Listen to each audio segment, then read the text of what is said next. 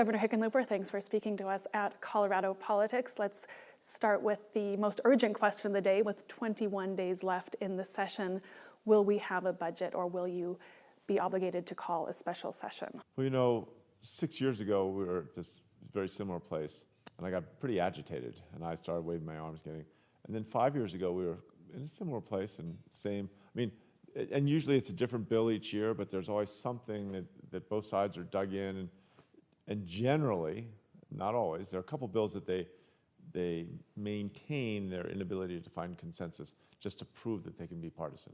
But most times, I think the budget is for sure a place where they're going to come together, and they'll figure out the right compromise, and no one's going to be happy, and there's going to be a lot of ruffled feathers and pecking and squawking. But I think it'll all go through. It'll all work out. You're optimistic you won't have to call a special session? Yeah, I don't think so.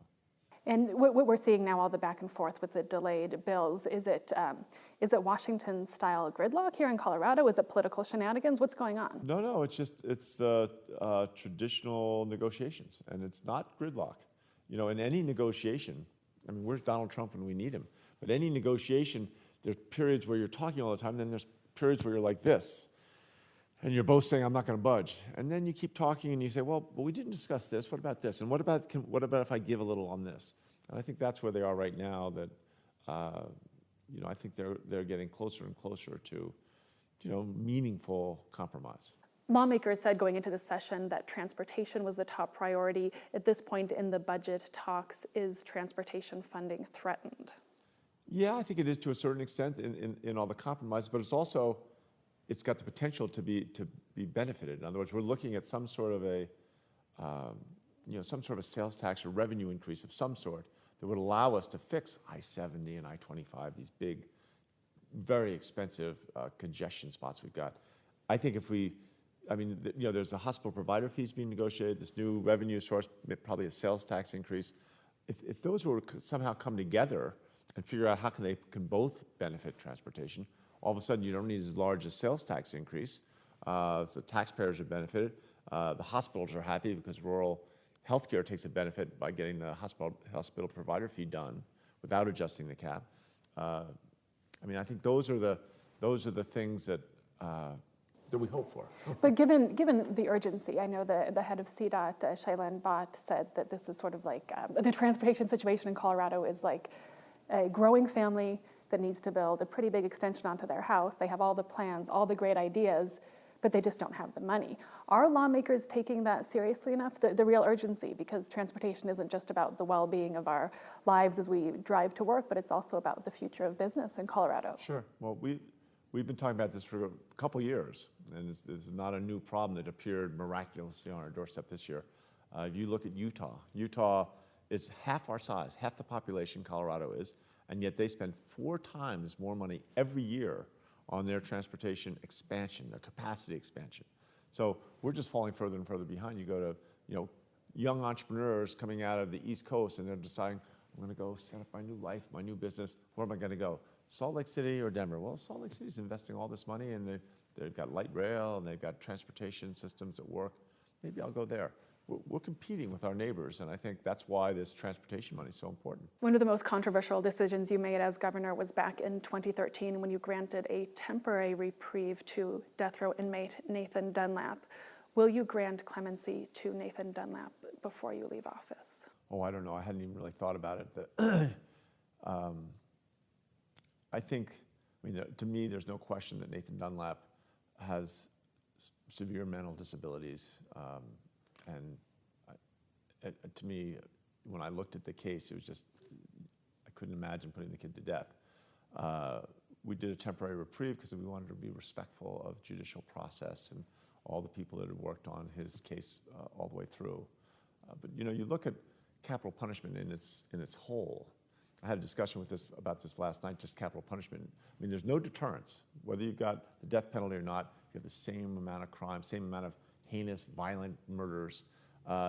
It costs $15, $16, $17 million to do a death penalty case, all the appeals. It drags people, every appeal, the people's torment, the families of the victims, they go through this whole thing again. And then last, the ultimate a moral question that, I mean, my job would have been to call up some jailer down in Canyon City and tell him to kill somebody he doesn't want to kill.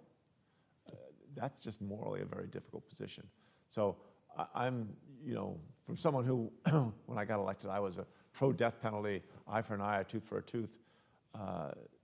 I've come, 180 degrees. I just don't think, I think it's not cost effective. It doesn't do any benefit. It really divides the families of victims. I had half the families of victims beg me not to kill them. They didn't want another death on their hands, to be connected with the case. The other half were furious that I didn't execute him. You're creating this winners and losers. If someone does a heinous crime and you just, negotiate life in prison without parole and you send them away, forget about it, you don't create these kind of two-bit celebrities, right? Now, each time there's an appeal, these mass murderers, they come up again. And I think a lot of the mass murderers we see are copycats, or at least some level of them are. The 2018 governor's race is heating up already. People want to be sitting at that desk. One of the front runner, probably the front runner on the Republican side, is George Brockler, who's a very strong advocate of the death penalty. If George Brockler or someone with those same views is elected to the governor's office, will you grant Nathan Dunlap clemency? Well, I don't see George Brockler winning, and I haven't seen how that all plays out. So again, I haven't gone down that. It's certainly something that merits thought, and it's on my list. Right now we've got a budget issue, and we're trying to figure out transportation, these things that really have immediate deadlines. So we're very focused on that. Governor Hickenlooper, the obligatory question: with 640 days or so left in your mandate, what are your reasons for not going to Washington? Well, Lord knows there's so many things. In these 640 days, we got our arms full. We're doing an apprenticeship workforce initiative. We're doing a mapping system, a digital mapping system of all our bike trails and hiking trails and everything, so you'll be able to catalog all your file photos and audio files and all this stuff on a map where you hike. There's all these great things we're working on. I'm going to worry about all that stuff in 641 days or whatever it is, 640 days. I think there'll be a lot of choices. I mean, I wouldn't mind working for a foundation in some way. I wouldn't mind going to a large company that needed someone to. I like to run things, so I'm not sure I want to just sit on boards, and I might do some of that, but I want to be involved. I figure, I know I've got some life left in these bones. I want to have one, I want to find the one thing that I can really sink my teeth in. Well, when you do make your decision, think about coming to us at Colorado Politics, and we'd be happy to help you get the word out. I will remember that.